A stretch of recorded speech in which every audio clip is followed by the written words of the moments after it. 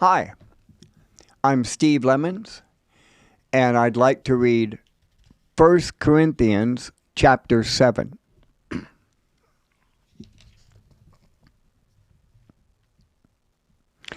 Now, regarding the questions you asked in your letter, yes, it is good to abstain from sexual relations, but because there is so much sexual immorality, each man should have his own wife, and each woman should have her own husband.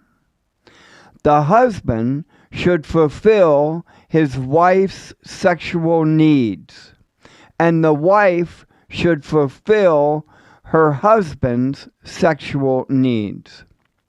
The wife gives authority over her body to her husband, and the husband gives authority over his body to his wife. Do not deprive each other of sexual relations, unless you both agree to refrain from sexual intimacy for a limited time so you can give yourselves more completely to prayer. Afterwards, you should come together again so that Satan won't be able to tempt you because of your lack of self-control. I say this as a concession, not as a command. But I wish everyone were single, just as I am. Yet each person has a special gift from God, of one kind or another. So I say to those who aren't married and to widows, it is better to stay unmarried, just as I am.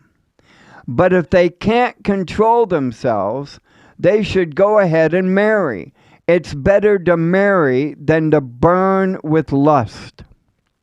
But for those who are married, I have a command that comes not from me, but from the Lord.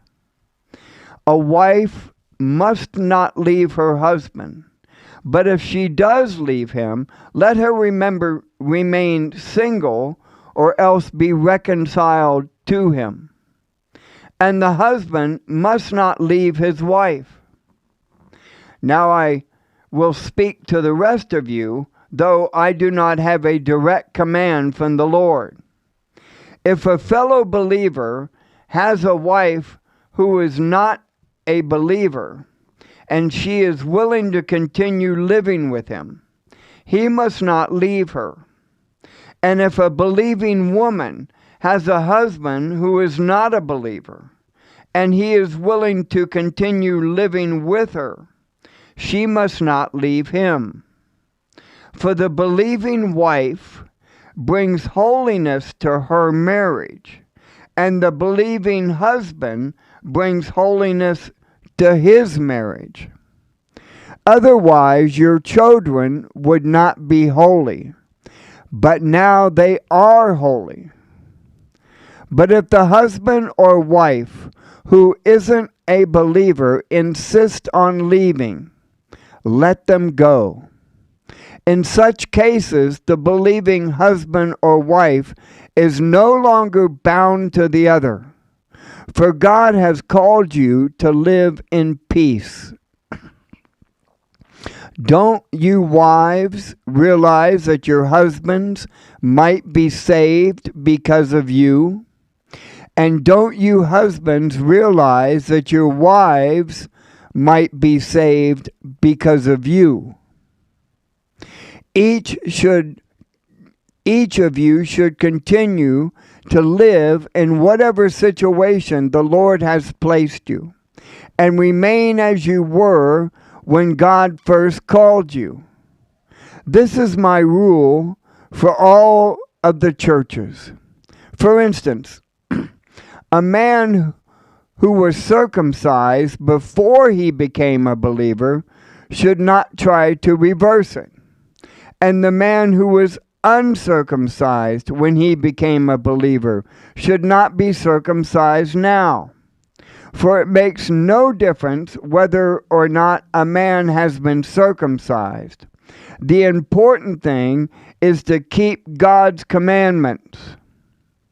Yes, Each of you should remain as you were when God called you.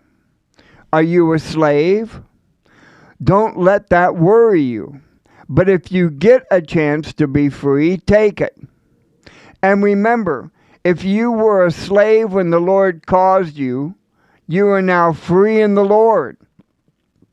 And if you were free when the Lord called you, you are now a slave of Christ. God paid a high price for you. So don't be enslaved by the world. Each of you, dear brothers and sisters, should remain as you were when God first called you. Now, regarding your question about the young women who are not yet married, I do not have a command from the Lord for them, but the Lord in His mercy has given me wisdom that can be trusted, and I will share it with you. Because of the present crisis, I think it is best to remain as you are. If you have a wife, do not seek to end the marriage. If you do not have a wife, do not seek to get married. But if you do get married, it is not a sin. And if a young woman gets married, it is not a sin. However, those who get married at this time will have troubles. And I'm trying to spare you those problems. But let me say this, dear brothers and sisters, that the time that remains is very short. So from now on, those with wives should not focus only on their marriage. Those who weep, or who rejoice, or who buy things should not be absorbed by their weeping, or their joy, or their possessions. Those who use the things of the world should not become attached to them. For this world as we know it will soon pass away. I want you to be free from the concerns of this life. An unmarried man can spend his time doing the Lord's work and thinking how to please Him. But a married man has to think about his earthly responsibilities and how to please his wife. His interests are divided. In the same way, a woman who is no longer married or who has never been married can be devoted to the Lord and holy in body and in spirit. But a married woman has to think about her earthly responsibilities and how to please her husband. I am saying this for your benefit, not to place restrictions on you. I want you to do whatever will help you serve the Lord best, with as few distractions as possible. But if a man thinks that he's treating his fiancée improperly and will inevitably give in to his passion, let him marry her as he wishes. It is not a sin. But if he has decided firmly not to marry, and there is no urgency, and he can control his passion, he does well not to marry. So the person who marries his fiancée does well, and the person who does not marry does even better. A wife is bound to her husband as long as he lives. If her husband dies, she is free to marry anyone she wishes, but only if he loves the Lord. In my opinion, it would be better for her to stay single, and I think I am giving you counsel from God's Spirit when I say this.